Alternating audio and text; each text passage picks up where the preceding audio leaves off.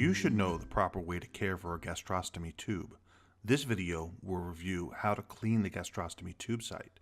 Then we will show the steps for feeding with both a high profile and a low profile tube.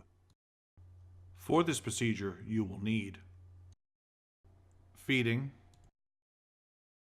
spandex, warm soapy water, cotton tipped applicators,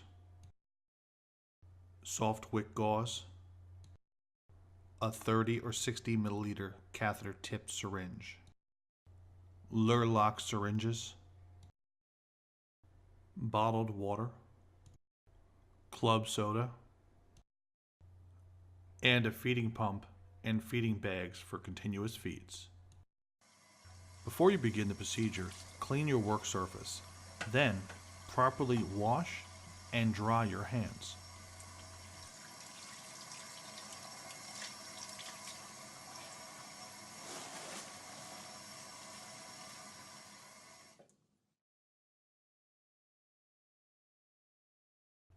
If the child is old enough, inform them that it's time to clean the tube. Hospital staff should always don clean gloves for this procedure. At home, gloves are not required. Clean the gastrostomy tube stoma daily and as needed. If bolsters or sutures are out, patients should be bathed, immersed at least once, and then clean the site as needed when there is crusting or drainage. To clean a gastrostomy tube site, start by gently lifting the plastic ring if it's a high-profile tube, and then clean around the site with water and the cotton-tipped applicators or gauze.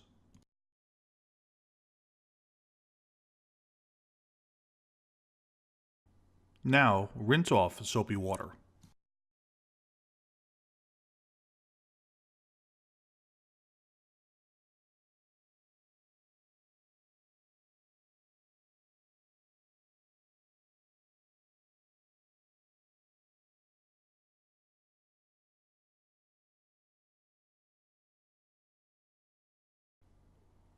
Next, dry the stoma, making certain not to use any creams or ointments.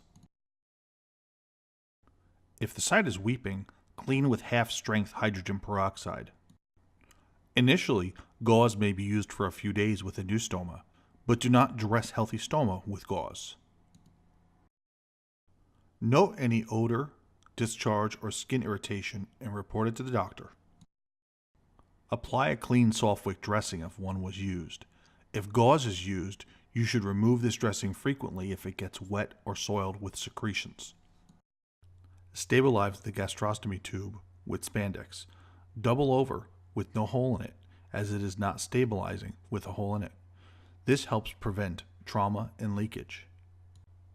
If you see any redness, pus, smell a foul smell, or see sensitivity when the area is touched, or the child has a fever, these may be signs of an infection.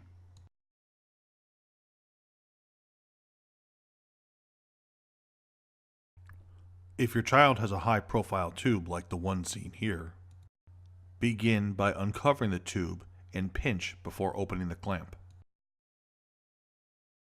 Attach 60 milliliter catheter-tipped syringe to the feeding port without a plunger. Unclamp the tube by letting go and allow air to escape. Food may also escape and allow it to drain back into the stomach. Pour feeding into the syringe and allow the fluid to go down by gravity. You can use a plunger to give it a slight push to help it start to go down.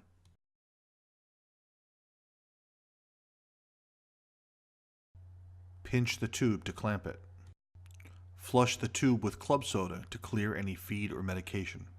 The amount of water is usually determined by the child's size and length of tube, so follow the doctor's orders. Close the feeding port. Cover tube with spandex and secure.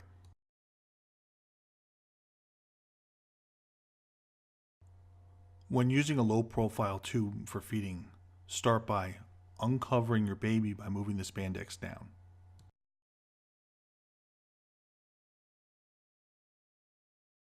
Use a right angle feeding tube. Open the button and attach the extension and a line. Then lock it to the right.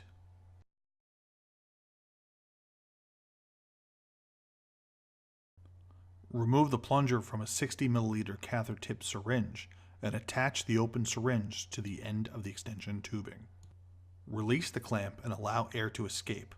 Food may also escape and allow to slowly drain back to the stomach. Pour feeding in and allow to go in by gravity.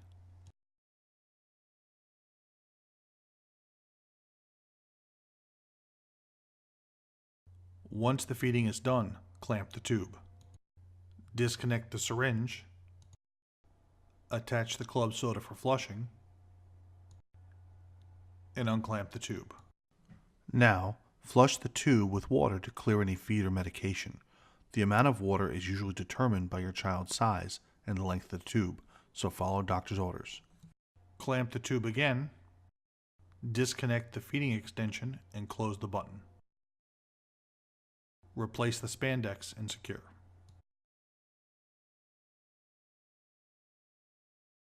If the gastrostomy tube becomes dislodged, prepare a spare tube by lubricating it with a water-soluble lubricant. Insert the lubricated tube. Do not inflate the balloon. Cover with the spandex to keep stabilized and in place. Consult a doctor or visit the ER before using the newly replaced tube, as an X-ray may be needed to confirm placement. Remember, stomas close very quickly. Here are some tips you need to know.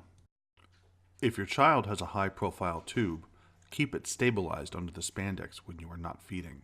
Do not let it hang. If your child has a low-profile tube, don't leave the extension tube attached unless you are feeding, flushing, or venting the tube. Keep the button closed when not in use. Call your healthcare provider if the site is red, leaking, swollen, sore, or has excess skin. When at home, your child can go into the ocean or the pool. Don't touch the balloon port in a brand new gastrostomy tube. Do not mix medications with formula. After you administer medication and after you feed your child, do a water flush. If your child is on continuous feeds, flushing should be done every 4 hours. Flush with club soda after meds. 1 flush of regular water, followed by 1 flush of club soda. If your child does not take medications, a club soda flush must be done daily. At home, wash extension set with soap and water and rinse thoroughly. Do not place extension tubes in the dishwasher. Instead, hand wash them with dishwashing liquid and allow to air dry. Rinse extension tubes once a week in a half soapy water and half white vinegar bath for 30 minutes. Then rinse with warm water and allow to dry. Your nurse will review this procedure with you, but practice it in order to become more familiar with the process.